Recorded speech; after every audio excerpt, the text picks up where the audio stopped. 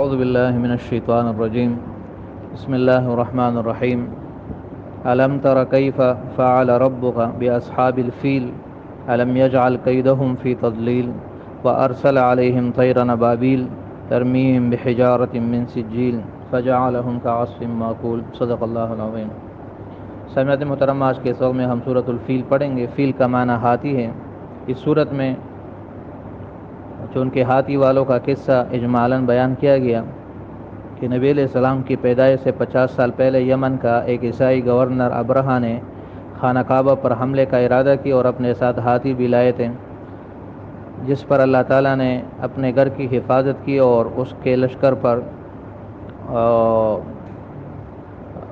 ایسے پرندے بھیجے جن کے چونچ اور پنجوں میں کنکر کی پتریاں تھیں، اور جس کی وجہ سے اللہ تعالیٰ نے اس کے پورے لشکر کو تہس نہس کر دیا، کائے ہوئے بوس کی طرح ریزہ ریزہ کر دیا اور اپنے گھر کی حفاظت کی.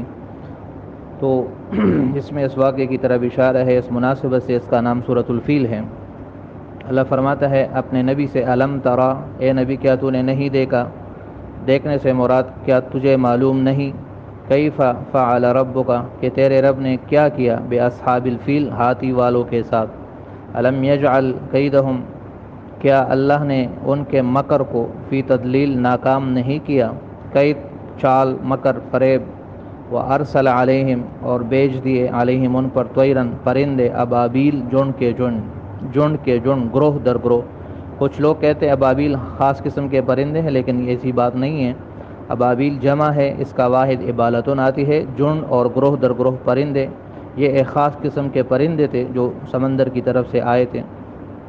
ترمیہم، کہ وہ پرندے ان پر پھینک رہے تھے، بحجارت من سجیل، کنکر کی پتریاں. حجارہ پتھر، من سجیل کنکر کی.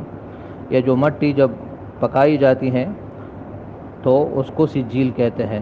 سنگ گل اس کو کہتے ہیں، سنگریزے. فجعلہم، بس ان کو ایسے کر دیا، کعصف، جیسے کہ بوسا، معقول کایا ہوا. عصف مراد بوس، معقول کایا ہوا، یعنی جسے جانور کھاتا ہے اور پھر اس کے بعد وہ لید کرتا ہے اور وہ خشک ہو کر ریزہ ریزہ ہو جاتا ہے. ایسے ہی اللہ نے اس ابرہہ کے لشکر کو ریزہ ریزہ کر دیا. اصحاب صاحب کی جمع ہے. کئی مکر کو کہتے ہیں. تدلیل کا معنی ہے گمراہ کرنا، یعنی اس کے مکر کو صحیح راستے پر نہ لے جانا، یعنی ناکام کرنا. طیرن پرندے، حجارہ پتھر، سجیل کے معنی سنگریزے، عصف بوسا، معقول کایا ہوا.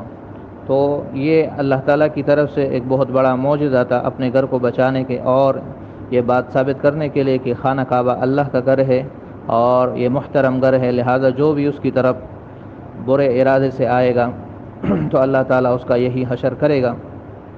اور خانہ کعبے کا وجود یہ دنیا کے وجود کی علامت ہے کہ جب تک یہ موجود رہے گی، دنیا موجود رہے گی، اور جب یہ برباد ہو جائے گی تو دنیا بھی برباد ہو جائے گی. اور اس کی عظمت بہت زیادہ ہے. قرآن میں مختلف آیات میں اللہ تعالیٰ نے اس کو بیان کیا ہے. اللہ تعالیٰ ہمیں بھی خانہ کعبے کی اور قبلے کی عظمت اور مسجد حرام کی عظمت نصیب فرمائے. یہ آج کے سبق کا خلاصہ ہے. امید ہے آپ کو سبق سمجھ آ گیا ہوگا. باقی انشاءاللہ کل پڑھیں گے. صدق اللہ العظیم و صدق رسولہ النبی الکریم. السلام علیکم ورحمۃ اللہ وبرکاتہ.